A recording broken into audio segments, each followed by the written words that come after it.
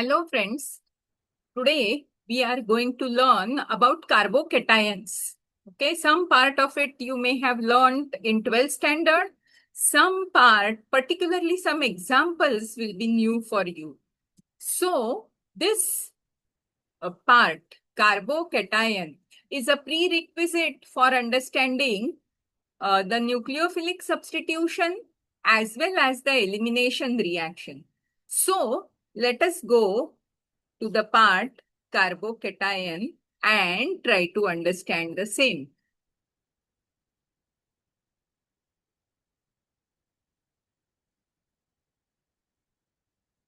So, before I begin with carbocations, let me make one thing clear, and that is some of you may know these carbocations as carbonium ions, whereas others may have learned them as carbocation. Please try to understand the difference as I write over here. A carbocation is an electron deficient species. There are 3 bonds. Carbon has 4 bonds, right? So this has only 3 bonds. Therefore, it is an electron deficient species. Whereas all other onium ions, ammonium ion is NH4 plus, or hydronium ion is H3O plus. All of them also have the heteroatom carrying positive charge, but they are octet complete species. And therefore, the carbonium ion was a nomenclature that was left behind because carbonium ion, as the structure stands, is not an octet complete species. It is electron deficient species, whereas all other onium ions are octet complete species, although all of them are positively charged. Okay, so try to understand this distinction and call them as carbonium. Don't call them as carbonium ions, call them as carbocations.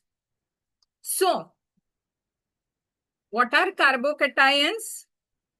Carbocations are positively charged species which are electron deficient. Okay, I repeat, they are positively charged species and they are electron deficient. This is CH3 plus, a carbocation, or CH2CH3 plus. This is also a carbocation. They are positively charged, they are electron deficient. Look at this carbon. How many bonds does it have? This has 3 bonds, right? 2 with hydrogen, 1 with methyl group. So there are 6 electrons in the outermost orbit and it is electron deficient. Coming to the geometry of the carbocation. Carbocation is sp2 hybridized, trigonal and planar species. Okay, I repeat, sp2 hybridized, trigonal and planar. So if this is carbon, there are 3 bonds attached to carbon, say methyl carbocation. These 3 bonds are in the same plane, look like a triangular, so trigonal, planar, and sp2 hybridized species. The bond angle you know is 120, the standard trigonal bond angle. And there is empty pz orbital. Suppose this is in the plane, so empty pz orbital is at 90 degrees above and below the plane. Okay, if this is the carbocation, then there is one part of the orbital above the plane, other part of the orbital below the plane. Now, coming to generation of carbocation.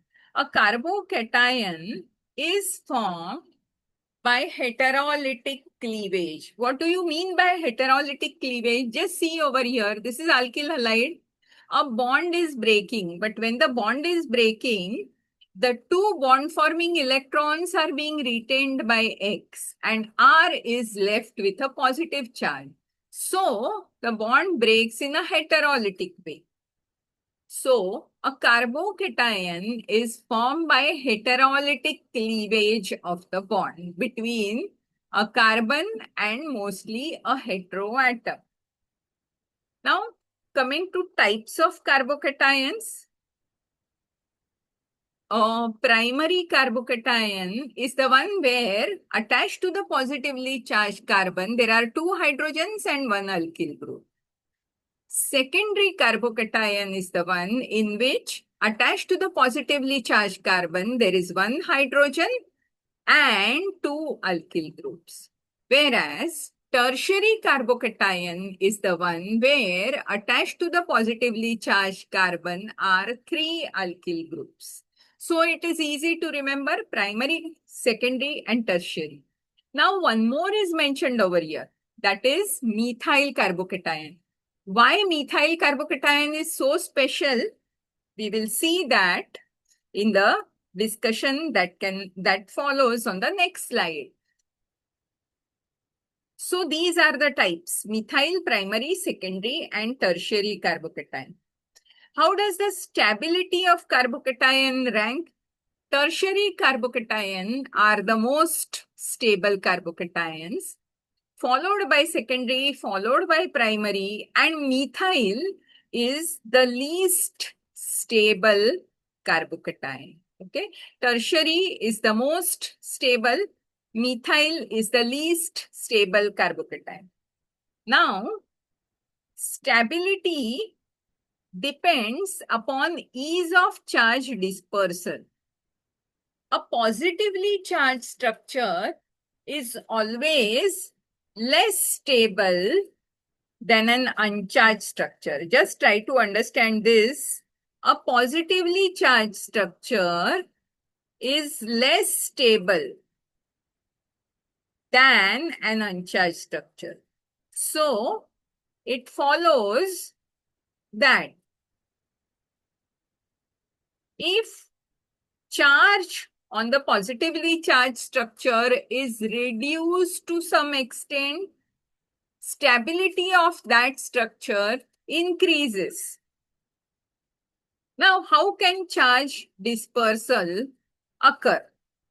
Okay, the charge dispersal can occur via inductive effect, or charge dispersal can occur via resonance effect. Let us see the inductive effect first. I think all of you are aware that alkyl groups are electron donating in nature. So, when alkyl groups donate electrons to the positively charged carbon, there is a dispersal of effective charge or reduction of effective charge, and therefore the carbocation is stabilized. Okay, for the benefit of the students, I repeat this. Alkyl groups are electron donating. So they donate electrons to the positively charged carbon. Because they donate electrons, they reduce the effective charge on the carbocation. Therefore, stabilize the carbocation. Okay. If there are more number of alkyl groups attached to the positively charged carbon, the charge is reduced more efficiently. I hope you understand. Look at this. This is a tertiary carbocation. This has three alkyl groups, and each alkyl group is donating electrons, and so the positive charge is reduced to a greater extent. Now, what happens in a secondary carbocation? There are two alkyl groups, and these two alkyl groups are donating electrons. Of course, that net electron donation is lesser than that of tertiary, but there is still electron donation leading to stability of the carbocation. Look at primary. only one alkyl group is donating electron. And because there is only one alkyl group which is donating electrons, the primary carbocation is less stable. Just see the stability. Tertiary is highest stable because 3 alkyl groups are donating electrons, followed by secondary carbocation because here only 2 alkyl groups are donating electrons, followed by primary because in primary only one alkyl group is donating electron. And look at methyl now. In methyl, there is no alkyl group which is donating electron. Okay, so there is no charge dispersal. And because there is no charge dispersal, the methyl carbocation is least stable carbocation. Now, if you have understood that a tertiary carbocation is more stable than secondary, more stable than primary, and methyl is the least stable carbocation. Look at the other example now. That is the example that is mentioned over here. Now, there is one tertiary carbocation, tertiary butyl. Okay. In case of tertiary butyl carbocation, what is happening? There are 3 methyl groups which donate electrons. Okay. Here, what is happening?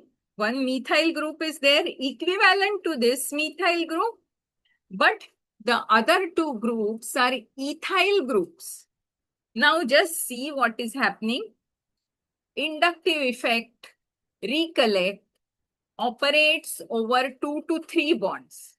Now, since inductive effect operates over 2 to 3 bonds, just see what happens over here. This methyl group pushes electron to this CH2, and in turn, this CH2 pushes its electrons of this bond as well as the electrons of this methyl group to the positively charged carbon. Same thing happens over here. Okay. The net effect of this electron push, what should be happening? This carbocation, which has a larger alkyl group attached, pushes more electrons and stabilizes the carbocation further. Therefore, what happens? This carbocation is more stable than tertiary butyl carbocation. I hope I have made myself clear. Okay. Now, next. Apart from inductive effect, there is a resonance effect also. And this resonance effect can be seen in exceptional stability of the allyl carbocation as well as the benzyl carbocation. In the previous lecture also I had mentioned a benzyl carbocation means C6H5. Okay. This is C6H5 and attached to it should be CH2. So, a benzyl carbocation contains 7 carbons. This you have to understand very clearly right in the first year. Okay, because otherwise, till final year, students keep on making mistakes in this. So, this is benzyl carbocation and this is allyl carbocation. Now, if you look at it, both these carbocations are primary carbocations. In the sense, there are 2 hydrogens and 1 alkyl group attached to it. But still, both these carbocations have exceptional stability. Now, why these carbocations have exceptional stability? Look at this allyl carbocation. There is a double bond. There is a positive charge. And this positive charge bearing carbon and the doubly bonded carbon are separated by a single bond. So, when such structure comes, there is a charge, there is a double bond.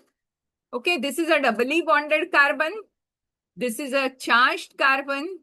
and both of them are separated by a single bond. In such cases, so many times, the resonance is possible. Now, what happens in resonance? This pi bond shifts over here. So there is a double bond here now, and this carbon has lost one electron pair, and so it becomes positively charged. Now look at both these structures. They are equivalent structures, right? And if resonance generates equivalent structures, then such resonance stabilization is very effective. So allyl carbocation is very effectively resonance stabilized. And so because it is resonance stabilized, this is exceptionally stable, equivalent or more stable than a tertiary carbocation. Same thing happens in case of benzyl carbocation. Just have a look at the benzyl carbocation structure. There is a charge and the adjacent carbon has double bonds, and the charged carbon and the adjacent carbon are separated by a single bond. In such cases, resonance is possible. The pi electrons move in resonance. Okay, so look at this structure. Now, in the next structure, the pi electrons move once again. Ensure that you draw a double-headed arrow. Okay. Now, when this pair of electrons shifts here, there will be a positive charge over here. This can enter into resonance further, and this again can enter into resonance. So, there are so many resonating structures possible. Okay, and so benzyl carbocation, although it is a primary carbocation, has exceptional stability. If there is an electron donating group in ortho or para position, look, the positive charge in case of benzyl carbocation, when it is on the ring, it is going only at ortho or para position. Okay, so if there is an electron donating group in the ortho or para position, it will further stabilize the carbocation. Okay, and such highly stable carbocations are very easily formed. Okay. Next, stabilization via participation of adjacent atom. Look at this structure. Okay, this structure is obtained by CH3O, CH2Cl. This loses chloride to give a carbocation.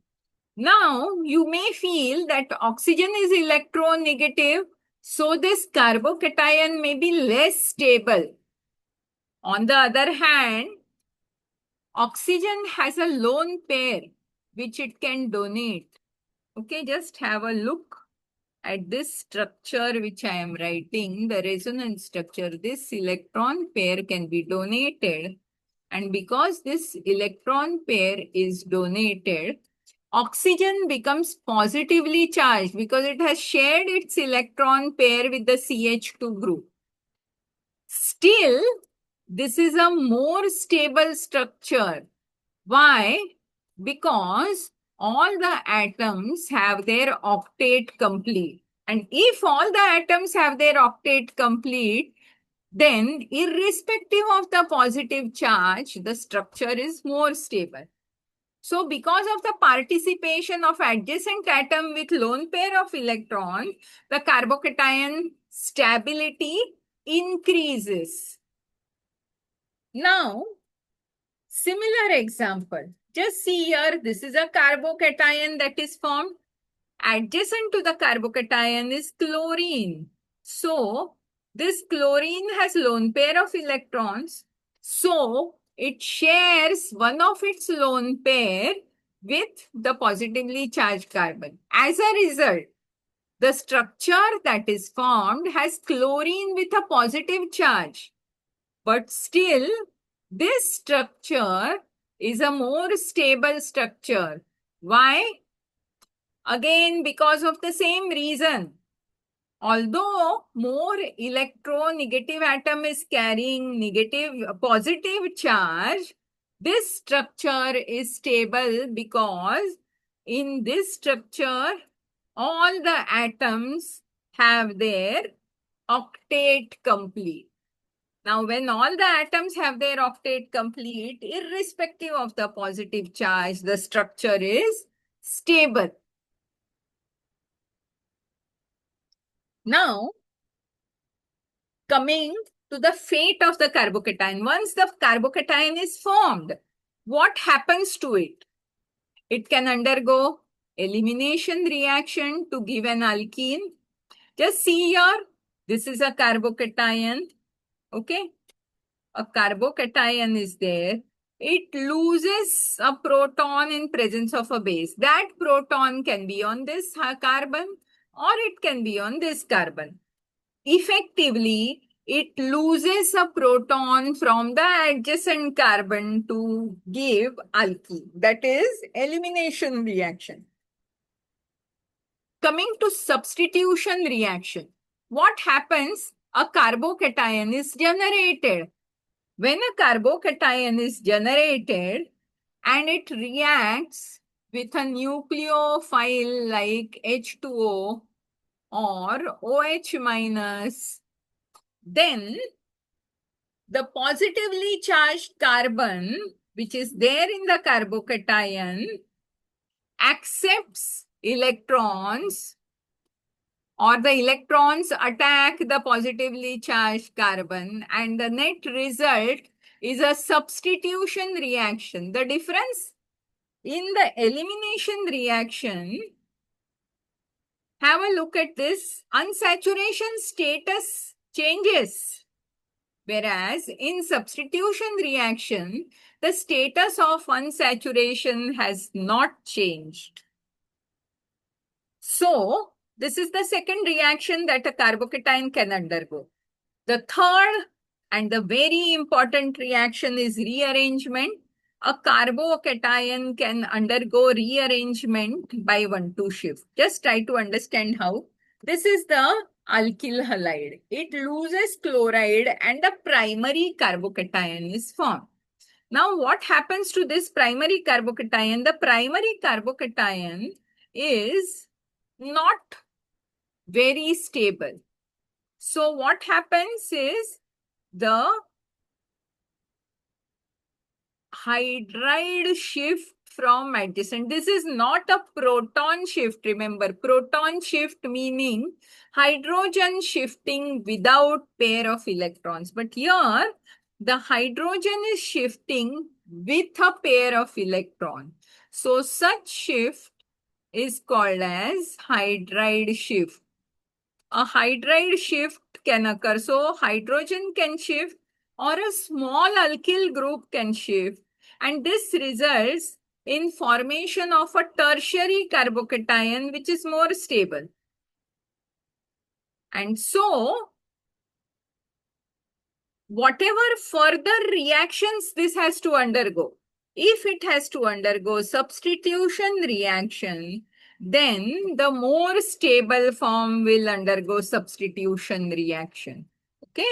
If it has to undergo elimination reaction, then too, the rearranged carbocation, which is more stable, undergoes the elimination reaction.